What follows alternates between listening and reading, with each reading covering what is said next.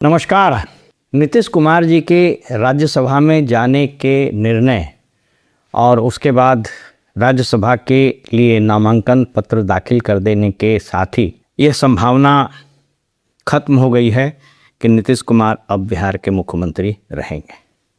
लेकिन इसके साथ ही अब संपूर्ण राज्य में इवन देश में भी इस बात के कयास पर इस बात पर चर्चा आमो खास हो गई कि बिहार का अगला मुख्यमंत्री कौन बनेगा। हालांकि इसमें अब कोई संशय नहीं है कि अगला मुख्यमंत्री भारतीय जनता पार्टी का ही होगा, लेकिन भारतीय जनता पार्टी से यह पद कौन संभालेगा। यह वीडियो मैं इस विषय पर नहीं बना रहा हूं कि किसकी संभावना ज़्यादा है, कौन बन सकता है, अटकल ये वो, मेरा वो उद्देश्य नहीं है। वो तो आप यूट्यूब चैनल और टीवी चैनलों पर गर्मा गर्म बहस देखते ही रहते हो, जैसा चलता रहता है। मैं आज इससे इतर एक विषय पर आपसे बात करना चाहता हूं कि अपने दिल पर हाथ रखकर बिहार की जनता यह सोचे कि बिहार के मुख्यमंत्री पद पर बैठने के काबिल आज की तारीख में कौन लोग हैं। और मैं ये आह्वान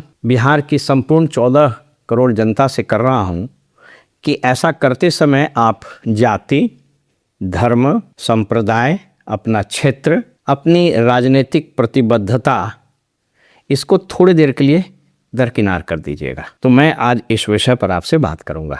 जब आप अपने दिल पर हाथ रखकर सोचिएगा तो आपको लगेगा कि कदाचित कोई भी एक ऐसा आदमी अब नहीं है, नज़र नहीं आता, जो बिहार के मुख्यमंत्री की कुर्सी पर बैठने की सलाहियत, काबिलियत रखता हो, विज़न रखता हो, जिसके पास political, administrative, ethical, moral, experience, इन सबों के दृष्टिकोण से सभी क्वालिफिकेशंस हों। ऐसा सोचते समय आप हमेशा डॉक्टर श्री कृष्ण सिंह से लेकर कर्पूरी ठाकुर, इवन नीतीश कुमार, लालू यादव या फिर अन्य लोगों को जेहन में रख सकते हैं। जब आप ऐसा करेंगे तो यकीन मानिए आपको लगेगा कि ऐसा कोई भी व्यक्ति नज़र नहीं आ रहा, या फिर आपके मस्तिष्क पर बहुत जोर डालना पड़ेगा कि भाई कौन बनेगा मुख्यमंत्री। क्या सम्राट चौधरी, जिनके क्वालिफिकेशन पर, जिनकी प्रतिबद्धता पर गंभीर प्रश्न चिन्ह है, हत्या के आरोपी,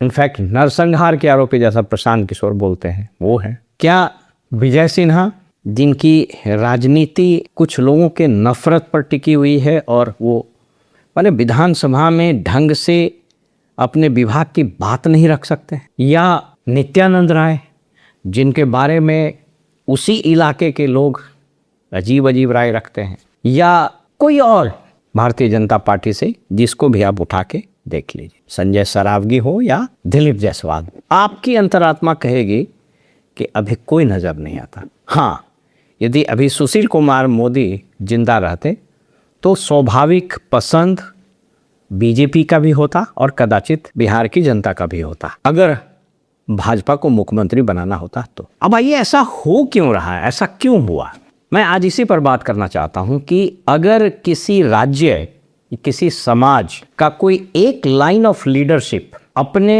नेतृत्व के परिधि में, अपने नेतृत्व के कुनबे में, ऑर्गेनाइजेशन में नए रक्त के प्रवाह को रोक दे और वो सिर्फ अपने बेटा, अपने बेटी, अपने परिवार तक सीमित रह जाए, अपनी कुर्सी बचाने तक सीमित हो जाए, और नए रक्त के प्रवाह योग्य सुयोग्य लोगों के प्रवेश पर बंदी या फिर उसके कद को छोटा करने की प्रवृत्ति शुरू कर दे, तो यकीन मानिए 10 बरस, 20 बरस, 25 बरस होते होते उस राज्य में, उस समाज में नेतृत्व विहीनता की स्थिति उत्पन्न हो जाती है, जैसा आज हुआ। आपको मैं शुरू से उठा के बता देता हूँ, मैं बहुत पीछे नहीं जाता हूँ, तो बहुत लोगों को लगेगा कि मैं उतना पीछे क्यों जा रहा हूँ। मैं 60 से 70, 80 तक के दशक को लेता हूँ। बिहार के राजनीतिक क्षितिज, बिहार की राजनीति दिशा और दशा जिन लोगों ने तय की, वे लोग इन सभी पूर्वाग्रह, इन सभी कुविचारों से, इन सभी गंदगी से दूर थे, और उन लोगों ने ऑर्गेनाइजेशन में, पार्टी में, समाज में, पॉलिटिकल हायरार्की में नए रक्त के प्रवाह, नए विचार योग्य लोगों को आमंत्रित किया, न सिर्फ आमंत्रित किया बल्कि उनको प्रमोट भी किया। अगर आज के नेतृत्व के जस्ट पहले वाले नेतृत्व को आप देखें, कौन लोग थे? लालू यादव, रामसुंदर दास, रामविलास पासवान, सुशील कुमार मोदी, नीतीश कुमार या और बहुत सारे लोग। मैं इन्हीं लोगों का नाम लेता हूँ। आपको क्या लगता है कि ये लोग का कभी उदय हो पाता यदि इनके पूर्व या इन्होंने जिसकी लिगेसी ली, राम मनोहर लोहिया, जयप्रकाश नारायण, यूसुफ मेहराली, या फिर कांग्रेस के जो लीडर्स हुए, कर्पूरी ठाकुर, रामानंद मिश्रा, सूरज नारायण सिंह, डॉक्टर श्री कृष्ण सिंह, ये लोग अगर उस वक्त या उसके पहले आप जाइए तो राजेंद्र प्रसाद, बीपी मंडल, ब्रजकिशोर बाबू, ये उस समय के जो कांग्रेसी लीडर्स थे, उन लोगों ने क्या किया? उन लोगों ने कभी इस परिवारवाद के चक्कर में नहीं रहा, और वो लोग इस चक्कर में नहीं रहे कि अगर हमसे काबिल कोई व्यक्ति आ जाएगा तो मेरी कुर्सी खतरे में पड़ जाएगी।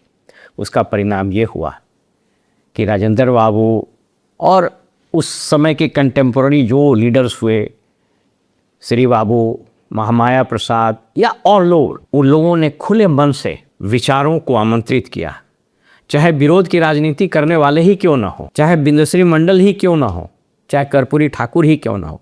हमेशा विरुद्धों का सामंजस्य हुआ, हमेशा नए रक्त के प्रवाह को उन लोगों ने आमंत्रित किया, नए विचारों को आमंत्रित किया और सेकेंड लाइन ऑफ लीडरशिप को फलने फूलने आगे बढ़ने का मौका दिया। जयप्रकाश नारायण का उदय हुआ, नरेंद्र देव जी का उदय हुआ, लोहिया जी का उदय हुआ।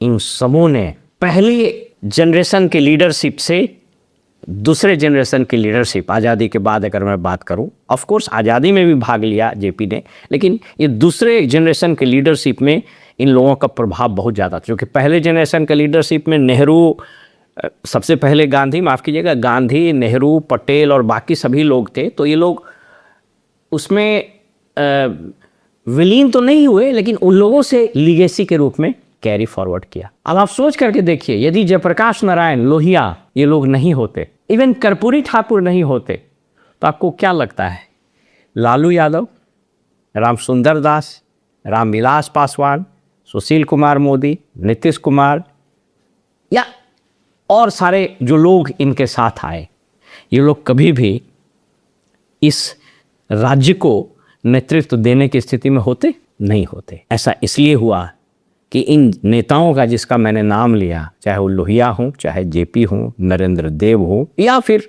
डॉक्टर श्री कृष्ण सिंह हो, महेश बाबू हो, या उस दौर के जितने लोग हुए, कांग्रेस के लीडर्स की भी मैं बात करता हूँ, चाहे वो विनोदानंद झा हो, महेश प्रसाद सिन्हा हो, राजेंद्र बाबू की तो चर्चा मैंने की ही। इन सबों ने, जॉर्ज फर्नांडिस, अगर जॉर्ज फर्नांडिस नहीं होते तो नीतीश कुमार कहाँ होते? तो इन समूह का उदय तभी संभव हुआ जब जयप्रकाश ने, लोहिया ने और उसके सरीखे और सभी कांग्रेस के नेताओं ने भी नए रक्त के प्रवाह को अनवरत होने दिया। संगठन में भी मतभेद को कभी भी विरोध और दुश्मनी नहीं माना। जो सत्तारूढ़ दल है उससे अलहदा, उससे अलग कोई दल विरोध कर रहा है सिद्धांतों के आधार पर, तो उसको कभी भी ईडी और सीबीआई से कुचलने और इकोनॉमिक ऑफेंस विजिलेंस लगाकर फंसाने की जो प्रवृत्ति अभी डेवलप की है वो नहीं की। अगर ऐसा नहीं उन लोगों ने किया, इसीलिए पूरी लीडरशिप उभरी। अब आइए, अभी जो वैक्यूम है बिहार में, ये क्यों है? क्यों कोई व्यक्ति अब नीतीश जैसा नहीं है, कोई क्यों व्यक्ति शरद यादव जैसा नहीं, कोई क्यों व्यक्ति कर्पूरी ठाकुर जैसा नहीं, कोई क्यों व्यक्ति लालू यादव जैसा नहीं हो रहा है, कोई व्यक्ति अब सुशील कुमार मोदी जैसा नहीं हो रहा है, इवन भाजपा में क्यों ऐसा नहीं हो रहा है? इसलिए नहीं हो रहा है कि इन जिन लोगों की बात मैंने की, स्पेशली लालू यादव को लगा कि सामाजिक न्याय और धर्मनिरपेक्षता का जो बीड़ा हमने उठाया है, ऑफकोर्स उन्होंने बहुत काम किया, लेकिन जिस सामाजिक न्याय का झंडा लेके वो आगे गए, बाद में उसी सामाजिक न्याय को पीछे छोड़ दिए और उनको लगा कि ये मेरी थाती जो है ये मेरे बेटे को जानी चाहिए। पहले पत्नी को दिया, फिर बेटे को दिया। रामविलास पासवान, दलितों के इतने बड़े नेता, जेपी के साथ काम किया, लोहिया के साथ काम किया, सारे लोगों के साथ काम किया, बीपी सिंह के साथ काम किया, इन सभी लोगों के साथ काम किया। लेकिन कर्पूरी ठाकुर और जिन लोगों का नाम मैंने लिया, बीपी सिंह और देवीलाल वगैरह वगैरह सारे लोग, देवीलाल को मैं छोड़ दे रहा हूँ, तो इन लोगों ने रामविलास पासवान को ग्रो करने का स्कोप दिया, स्पेस दिया, तब रामविलास पासवान हो सके। लेकिन क्या रामविलास पासवान ने वही स्कोप, वही स्पेस, वही जगह इवन अपने ही जाति के लोगों को दिया? आंसर है नो।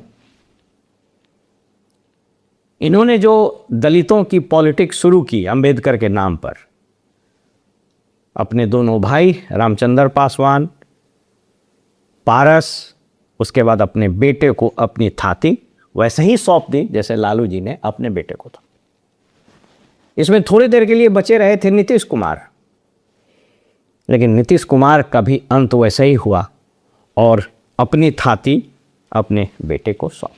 अब ये तीनों जो बेटे अभी आज के तारीख में 3 बिहार में जो नेतृत्व करता मान लेते हैं उसको, तो कौन है? तेजस्वी, चिराग, निशांत को भी अब जोड़ लेते हैं, सम्राट चौधरी या और लोगों को जोड़ लेते हैं। अब ये बताइए कि इन लोगों में कौन सी काबिलियत है जो इस राज्य का ये मुख्यमंत्री बन जाए, सिवाय इसके कि इन लोगों ने अपने पिता की राजनीतिक थाती को वैसे ही ग्रहण किया जैसे कोई राजा अपने सिंहासन को अपने जीते जी अपने बेटे को दे देता है, उत्तराधिकारी बना देता है। इसके अलावा कौन सी काबिलियत है? आप कभी चिराग पासवान को बोलते हुए सुनिए, उनसे एक्टर का भूत आज तक नहीं उतरा है।